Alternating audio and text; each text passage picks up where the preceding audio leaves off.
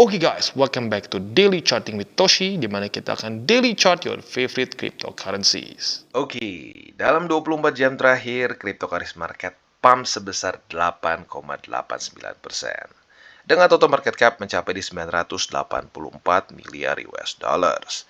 Dan dalam 24 jam terakhir, Bitcoin pump sebesar 10,71%. Kapan terakhir kali seperti ini ya?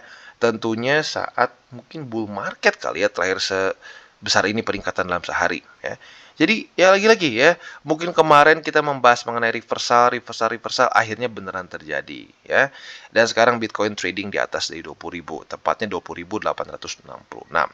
Jadi congrats buat lu yang kemarin bersabar ya, akumulasi Bitcoin secara spot di 15.000, 17.000 dan seterusnya ya.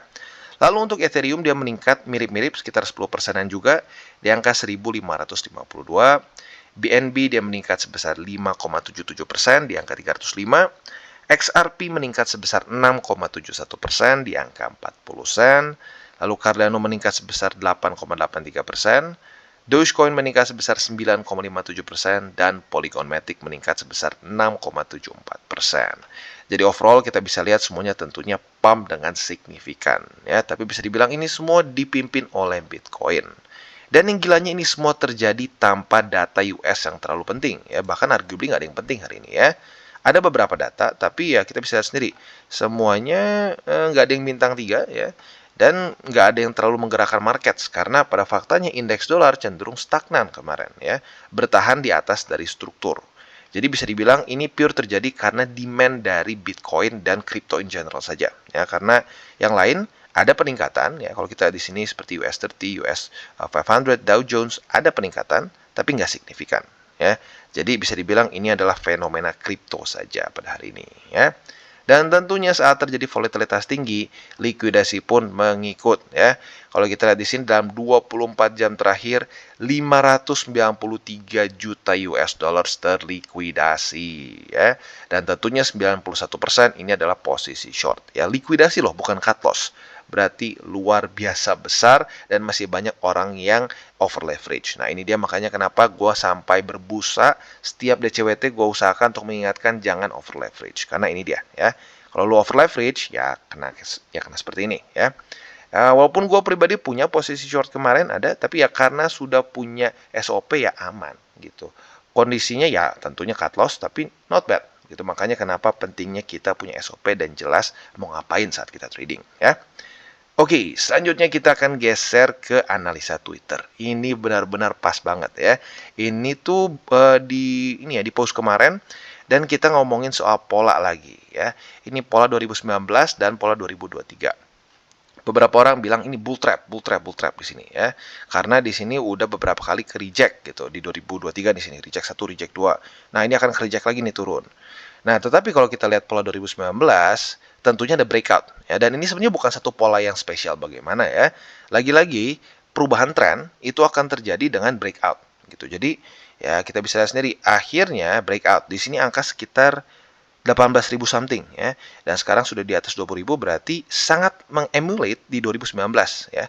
Ini waktu di push belum naik sampai 20.000. Jadi bisa dibilang benar-benar cukup mengikuti 2019. Lagi-lagi pertanda yang cukup bagus dari Bitcoin secara TA bahwa ini benar-benar ada kemungkinan terjadinya satu reversal yang sudah kita tunggu-tunggu ya. Jadi setelah drop dari FTX ya, kan kalau kemarin di sini nih ya, November pas banget nih. FTX plus juga kena struktur ya. Jebol ke bawah 2 bulan nih kita masuk ke daerah demand mungkin jadinya ya. Daerah demand dan akhirnya mulai breakout ya.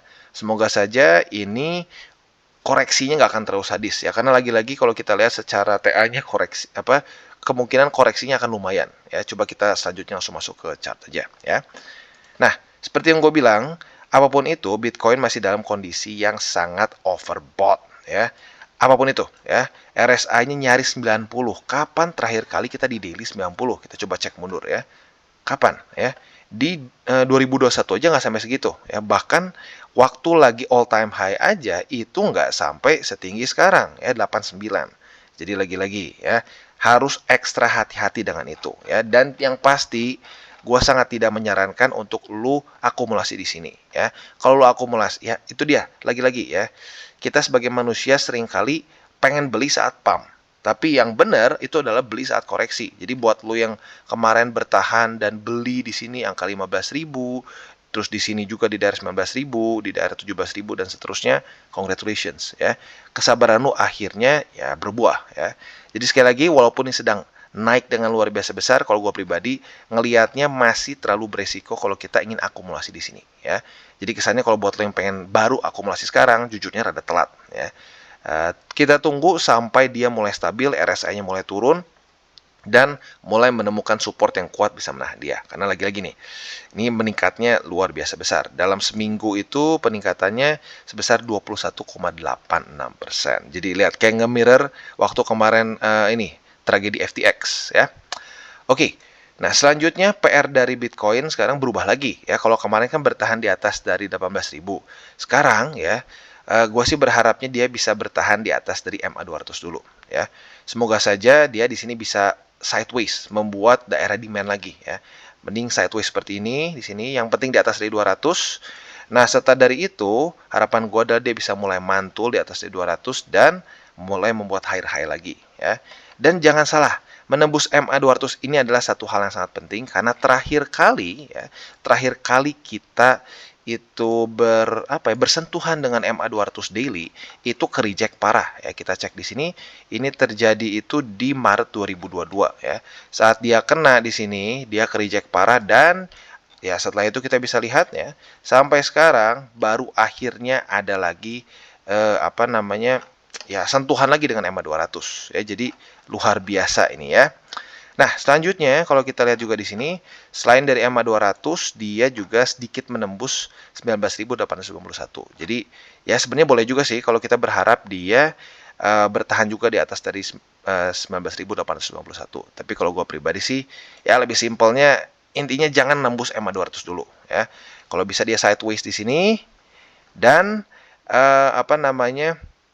si RSI-nya mulai turun. Ya, itu yang gue harapkan.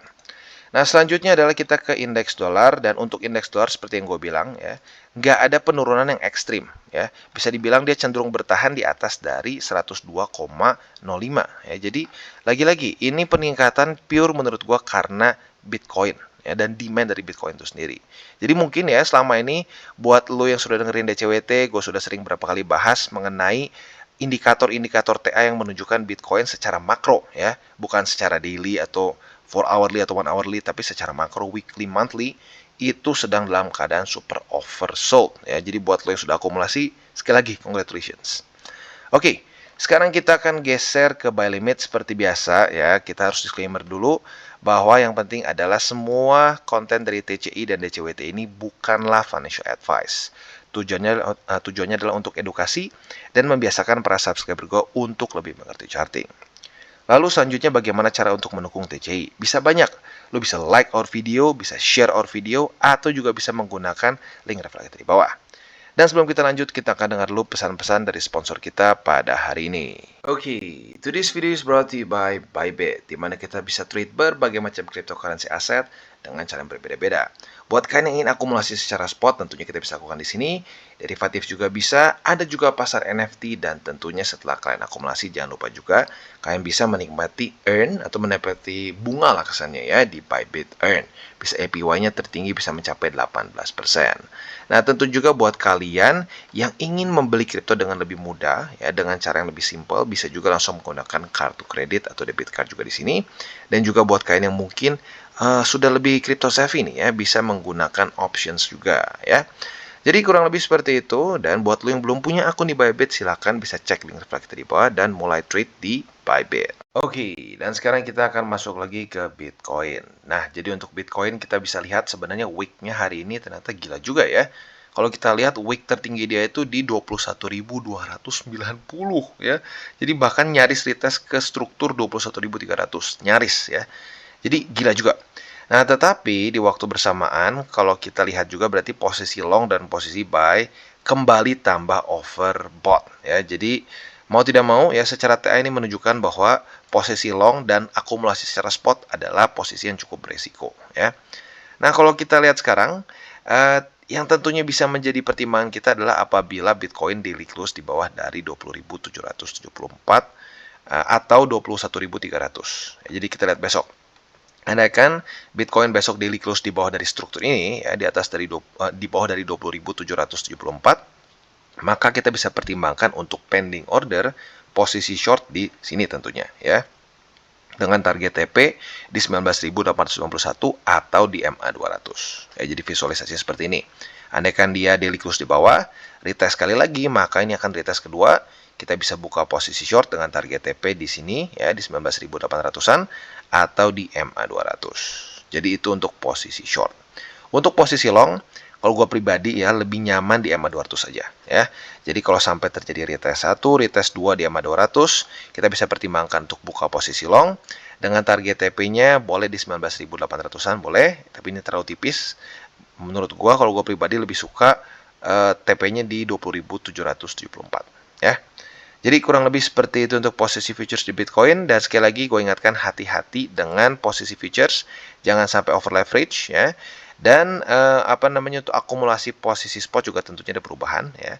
Untuk buy limit pertama lu boleh pilih antara MA 200 atau 19.851 karena terlalu dekat lah menurut gua, ya. Lalu untuk buy limit kedua lu boleh pilih juga antara 19.226 atau 19.055, ya. Jadi kurang lebih seperti itu untuk Bitcoin. Dan sekali lagi congratulations bagi lo yang kemarin cukup bersabar untuk akumulasi di 15.000 dan seterusnya. Ya, sekarang bisa dibilang kita mulai menuai hasil dari kesabaran kita. Oke, dan selanjutnya kita masuk ke Ethereum. Dan untuk Ethereum, sayangnya posisi short kita di sini kena cut loss. Kalau lu bangun jam 7 pagi tadi, aman. Buat yang kesiangan, berantakan, ya. Tapi nggak apa. Ini dia pentingnya kenapa kita punya SOP, ya. Jadi kita harus siap dengan namanya cut loss di posisi futures. Karena lagi-lagi sebenarnya kalau kita lihat kemarin posisi short ini bagus, tapi karena memang BTC-nya nge-pump, akhirnya Ethereum ketarik juga, ya. Tapi nggak apa ya. Untuk sekarang posisi yang kita bisa pertimbangkan sebenarnya lagi-lagi adalah posisi short yang kalau kita mau lihat secara TL lebih safe, ya. Jadi kalau andaikan ya daily close dari Ethereum di bawah dari antara 1.567 atau di bawah dari 1.519, maka kita ada kemungkinan dua posisi short yang kita bisa pertimbangkan, ya. Andaikan dia daily close di bawah dari 1.567, berarti kita besok bisa pertimbangkan pending order di sini, retest 2, kita bisa pertimbangkan posisi short dengan target TP antara di 1.519 atau di 1.434. Tentunya yang satu konservatif, yang satu lebih agresif, ya. Nah, tetapi kalau ternyata daily close di bawah dari 1.519, maka kita bisa pertimbangkan untuk pending ordernya di sini, si posisi shortnya. Apabila terjadi retest, maka ya tentunya kita bisa lihat di sini posisi TP kita adalah di 1434. Jadi kurang lebih seperti itu untuk posisi futuresnya. Untuk posisi spotnya tentunya ada sedikit perubahan, ya. Karena berhasil reclaim di sini, maka buy limit pertama di 1434, untuk 1519 masih belum lah menurut gua, ya. Jadi ini buy limit pertama. Buy limit kedua kita adalah di 1362, ya. MA 200 di tengah-tengah, jadi ya kagok lah menurut gua. Jadi ini buy limit pertama, ini buy limit kedua. Jadi kurang lebih seperti itu untuk Ethereum. Oke, dan selanjutnya kita geser ke FTM.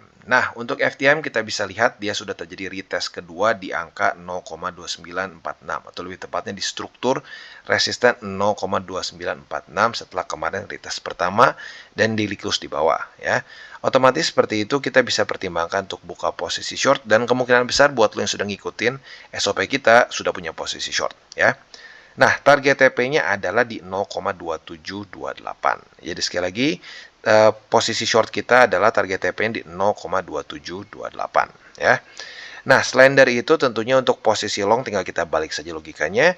Apabila terjadi retest 1, retest 2 di sini, kita bisa pertimbangkan buka posisi long dengan target TP di 0,2946. Tapi sekali lagi untuk posisi long, gue ingatkan secara RSI lagi-lagi masih dalam kondisi yang cukup overbought, jadi otomatis sedikit lebih beresiko, ya. Jadi kurang lebih seperti itu untuk Phantom, ya. Dan untuk posisi spotnya ada sedikit perubahan tentunya karena kemarin berhasil reclaim, ya. Jadi buy limit pertama kita geser ke 0,2728. Untuk buy limit keduanya kita geser ke 0,2550. Jadi kurang lebih seperti itu untuk Phantom, dan tentunya secara struktur it's doing good ya, sudah tidak lagi membuat triangle, alias sudah lebih tepatnya triangle-nya sudah breakout ke atas ya. Jadi overall good. Dan secara struktur tentunya dia lanjut membuat higher high ya. Nah, ini sebenarnya struktur 0,2946 ini bisa bilang penting juga. Karena kalau dia berhasil tembus dari sini, berarti dengan jelas dia membuat higher high lagi yang bukan cuma dari sini, tapi menembus juga struktur yang terbentuk di November 2022 kemarin ya. Berarti sebelum dari FTX. Jadi kurang lebih seperti itu untuk Phantom. Oke, dan selanjutnya untuk BNB, dan sayangnya kemarin nggak kena setup posisi long kita ya. Padahal sudah kita bahas kemarin, kita nunggu untuk retest kedua di 282,7. Tetapi pada faktanya kemarin nggak kena. Aduh bang, gimana kalau kayak gini? Ya ini artinya kita belum rezeki aja ya. Kalau belum rezeki jangan dipaksakan ya. Nah, untuk posisi shortnya juga kemarin nggak dapet ya, berarti aman juga, masih nggak kena posisi short juga. Dan bisa dibilang sekarang dalam kondisi yang sedikit nanggung nih ya. Untuk kita buka posisi long nggak mungkin juga di sini. Untuk posisi short belum terjadi konfirmasi ya. Jadi untuk sekarang BNB lebih ke wait and see dulu. Mungkin kalau andaikan tiba-tiba daily close di bawah dari 296,8, kita bisa pertimbangkan untuk posisi short apabila besok kena lagi retest 2 ya. Nah, kalau seperti itu berarti target TP kita di 282,7 ya. Nah, untuk posisi longnya kita bisa pertimbangkan apabila terjadi retest 1, retest 2 di sini ya. Bisa dibilang secara setupnya kurang lebih mengulangi seperti kemarin ya. Kalau terjadi retest 1, retest 2 di sini, kita bisa buka posisi long dengan target TP di 296,8. Jadi kurang lebih seperti itu untuk posisi futures di BNB. Untuk posisi spotnya, karena kemarin daily close-nya belum mereklaim apapun, berarti masih sama ya. Buy limit pertama bisa di 282,7. Buy limit kedua bisa pertimbangkan di EMA 200 walaupun lumayan dekat tapi nggak apa. Untuk buy limit ketiga di 268,1 yang sedang berkonfluence dengan MA 50. Oke, dan sekarang kita akan geser ke Matic. Untuk Matic bisa dibilang kondisinya cukup mirip seperti Ethereum.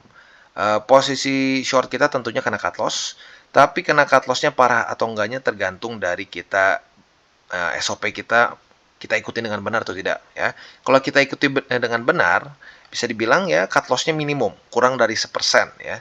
Nah, tetapi kalau kita kesiangan dan lupa cut loss jam 7 pagi tadi, ya berarti lumayan ke atas ya. Tapi nggak apa, ini jadi reminder buat kita untuk apa ya, kesannya kita harus tetap disiplin dengan SOP kita ya. Nah, untuk setup selanjutnya ya kita tinggal lihat apakah besok dia akan daily close di atas atau di bawah dari 92 sen. Andaikan dia daily close di atas dari 92 sen, ya otomatis yang kita cari adalah posisi long apabila terjadi retest 1, retest 2 di sini ya. Nah, tentunya nanti target TP-nya adalah di mana saat dia mulai terjadi struktur baru di sini ya. Karena otomatis kalau dia koreksi pada hari ini akan terjadi struktur baru. Nah, apabila ini terjadi malah bearish ya dan daily close di bawah dari 92 sen, maka kita bisa pertimbangkan posisi short apabila terjadi retest 1, retest 2 di sini ya.